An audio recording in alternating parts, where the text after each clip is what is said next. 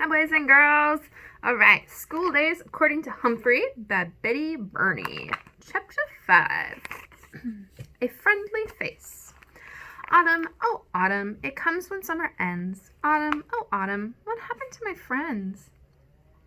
I was finishing a new poem in my notebook as first bell rang the next morning, and the strange students came streaming back into room 26.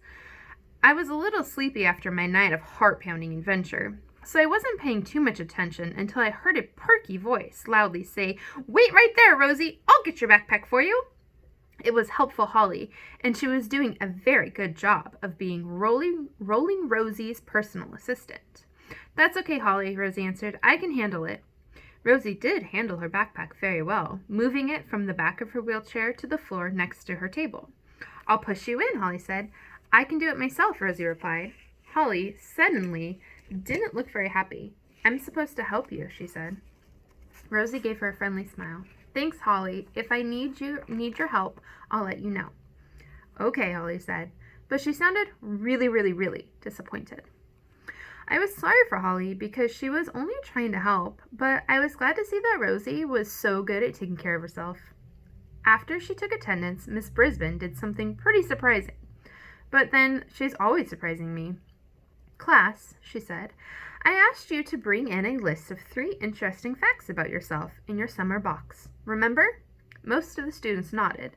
I didn't nod because once again nobody told me to bring a list in. "Your answers were really interesting, so I've taken them and made a little get-to-know-you quiz," she continued. "We're going to take half an hour for you to ask each other questions and find out the answers. I've printed out sheets with the questions and places for your answers." After she gave them more instructions, the room got pretty noisy.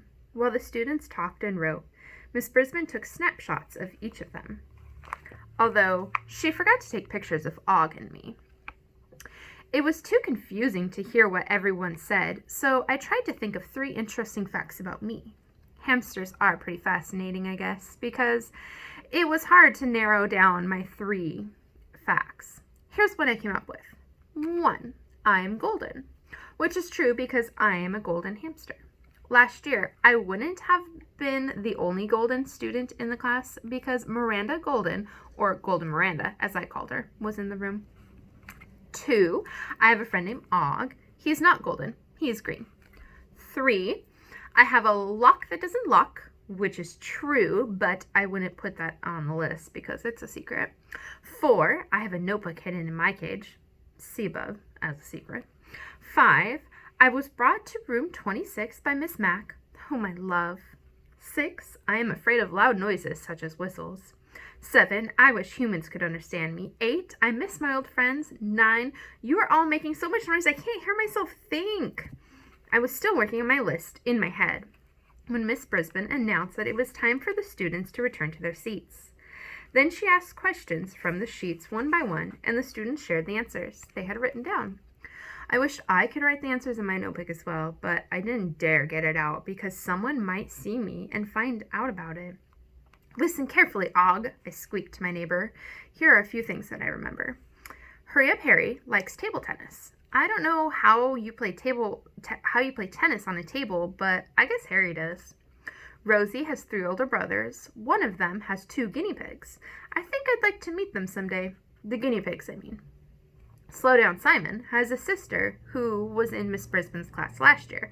I already knew that. Her name is Stop Giggling Gale, and I miss her. Hopeful Holly wants to be a veterinarian, and she volunteers at an animal shelter. Tall Paul Green used to go to a school called Golden Pines. He also collects remote control cars.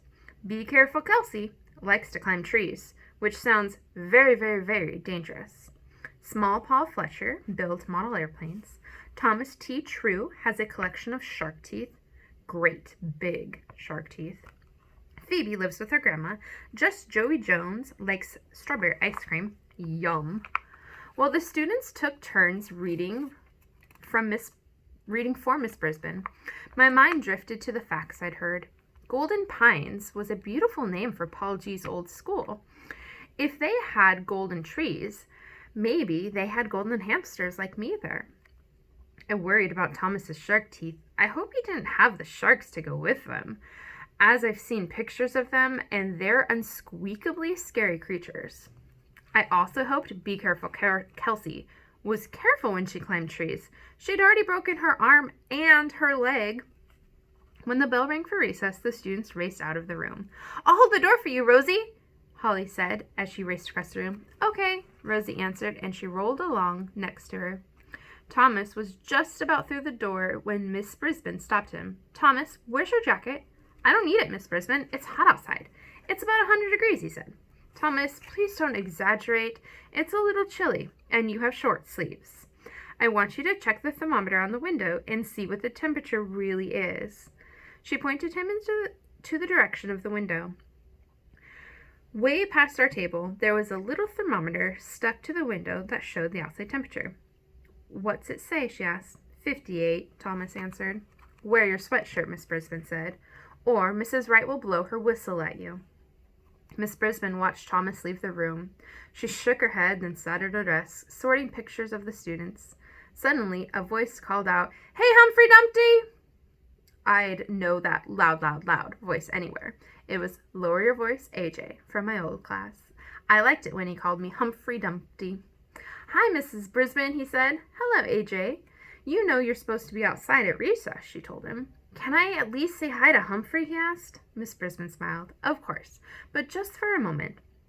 Where have you been? I squeaked at AJ, and I raced through my cage. Hi, Humphrey. Hi, Og. I missed you guys, he said, leaning in close. We don't have any classroom pets in Miss Becker's class, but we're working on her. She said she'd think about it. But I'm your classroom pet, I squeaked impatiently. Nice talking to you too, AJ answered, if only he could understand me.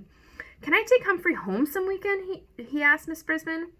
My new students are awfully anxious to have him, she answered, but maybe if there's a free weekend, I'll call on you. Now you go outside before Mrs. Wright finds out you're inside during recess time. AJ raced out of the classroom, and I don't blame him. I'd do anything to keep Miss Wright from blowing the whistle at her ear-splitting noise. Later that afternoon, when I should have been listening to Mrs. Brisbane talk about numbers, I thought about what AJ had said. He and my other friends wanted a classroom pet, another classroom pet. Maybe they'd rather have a guinea pig, or a rabbit, or a frog like Og, or even another hamster. My spirits sank down to my tiny toes.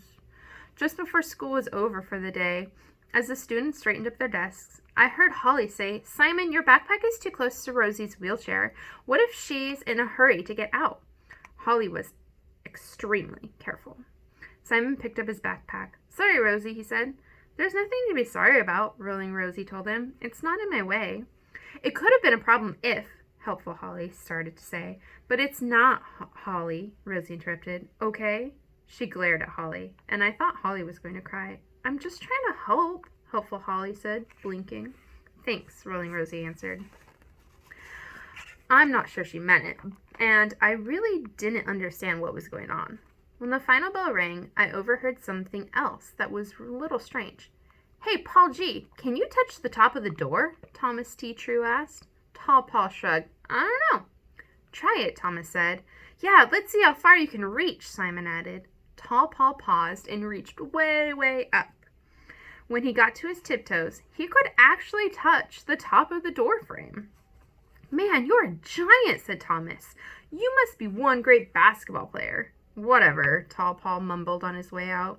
Just then, Small Paul Fletcher approached the door. Did you see how high he could reach? Thomas asked him. So what? Small Paul mumbled, pushing his way past Thomas. Move along, folks, or you'll miss your buses, Miss Brisbane warned the students. Better hurry up, Harry. Harry was still at his table, slowly stuffing books and papers into his backpack. I don't take the bus, he said. My mom picks me up. Ah, Miss Brisbane said.